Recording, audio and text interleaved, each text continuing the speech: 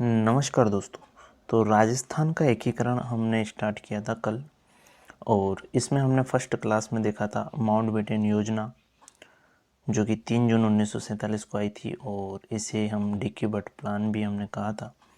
इसकी धारा 8 में जो है वो भारत पाकिस्तान की बात कही गई थी, और ये बातें हम कल कर चुके हैं। रियासती विभाग की स्थापना हुई थी, जिसमें सरदार पटेल को जो है अध्यक्ष बनाया गया था, और 2 संधि पत्र निकाले गए थे।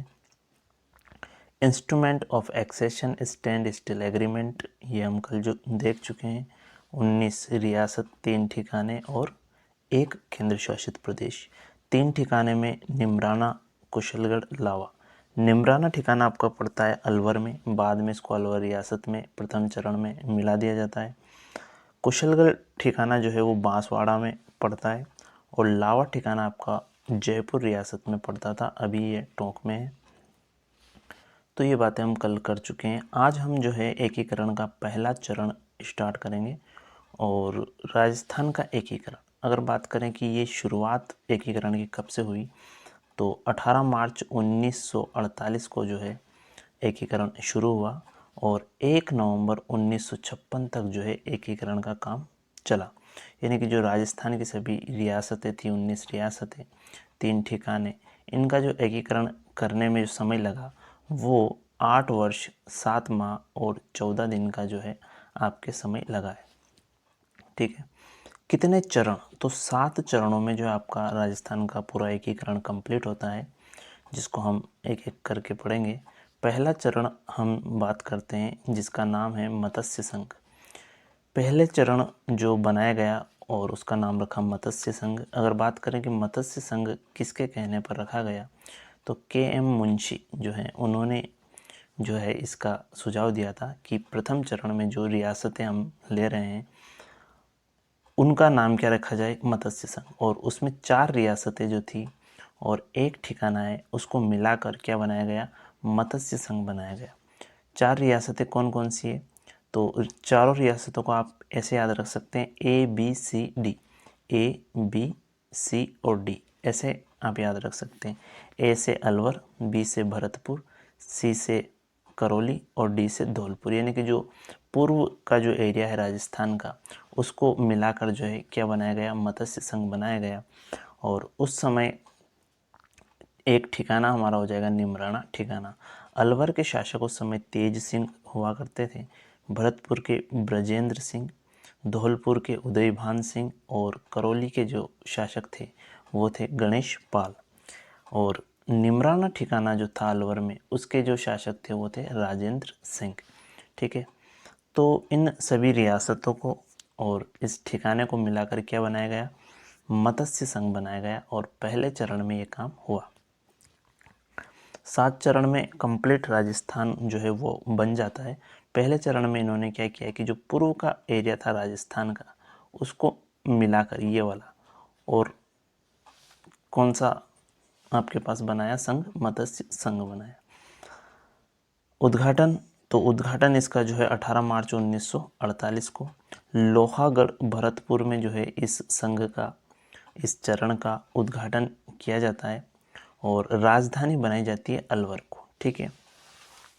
अलवर को राजधानी बना दी, और उदयभान सिंह कहाँ के, धौलपुर वाला के। देखो, इनका जो है सभी राजाओं को संतुष्ट करना थोड़ा कठिन काम था, तो सभी रियासतों को कुछ ना कुछ जो है दिया। यानी कि अलवर को जो है राजधानी बना दी, और उदयभान सिंह को समझाने के लिए इनको राज प्रमुख बना दिया। ठीक है। तो ऐसे करके जो है सभी रियासतों को अपने पक्ष में लेकर जो है मत्स्य संघ का निर्माण करवाया, है ना। और ये सब काम करने वाले कौन है, तो पटेल जी, है ना, सरदार वल्लभ भाई पटेल।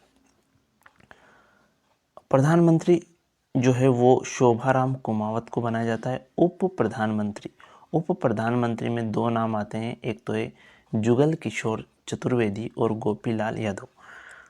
ठीक है। बाद में इनका कोई मतलब नहीं बचता था कि कौन प्रधानमंत्री है, कौन उप प्रधानमंत्री है, लेकिन उस समय की स्थिति को संभालने के लिए जो है, क्योंकि इनका प्लान पहले से फिक्स था कि बाद में सभी पद हटाकर जब संपूर्ण राजस्थान बन जाएगा, तो है ना, मत के आधार पर जो है प्रधानमंत्री चुना जाएगा। लेकिन स्टार्टिंग में जो है क्या किया कि इन्होंने जो है रियासत के जो राजा थे उन्हीं को जो क्या बनाया, राज प्रमुख इन्होंने बनाया।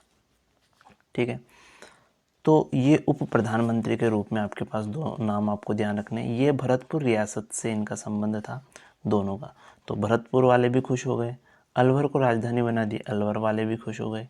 उदयभान सिंह धौलपुर के थे, इनको राज प्रमुख बना दिया, तो ये भी खुश हो गए। ठीक है, करौली वाले थोड़े शांत स्वभाव के थे, तो ठीक है। खैर वहाँ पर भी जो है शोभाराम कुमावत जो थे वो वहीं से थे, तो उनको क्या बनाया, उनको जो है प्रधानमंत्री बना दिया। तो सारी रियासतों को कुछ न कुछ देकर उनको संतुष्ट किया और पूरा आपका मत्स्य संघ जो है यहाँ पर क्या हो जाता है, कंप्लीट हो जाता है। मत्स्य संघ हमने देख ही लिया कि जो है शोभाराम कुमावत आपके करौली से आ जाते हैं। उद्घाटन किसने किया, तो उद्घाटन करने वाले थे यहाँ पे नरहरि विष्णु गौड़गिल। नरहरि विष्णु गौड़गिल जो है वो इस संघ का क्या करते हैं, उद्घाटन करते हैं।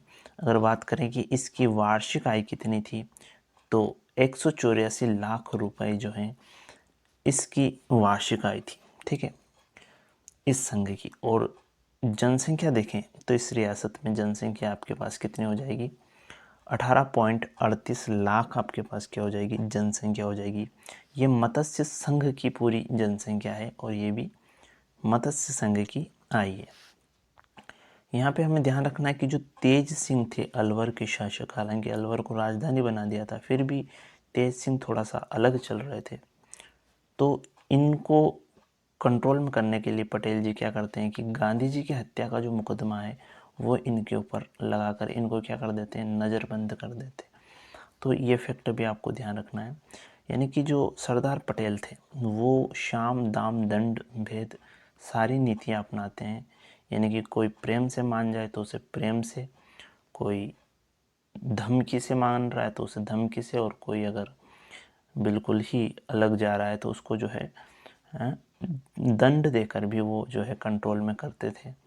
ठीक है, जैसे कि आपकी हैदराबाद की रियासत है, वहाँ पर उन्होंने जो है सेना बेचकर जो युद्ध कर लिया था। तो ऐसे करके उन्होंने सभी जो है रियासतों का, सभी ठिकानों का एकीकरण किया है। तो ये पहला चरण हमने देखा जिसमें मत्स्य संघ बनाया, यानी कि जो राजस्थान का पूर्व का क्षेत्र है उसको तो इन्होंने क्या कर दिया, एकीकरण में उसको लेकर आ गए। अब दूसरा चरण हम देखेंगे जिसमें पूर्वी राजस्थान बनेगा। ठीक है, तो आज के लिए इतना ही।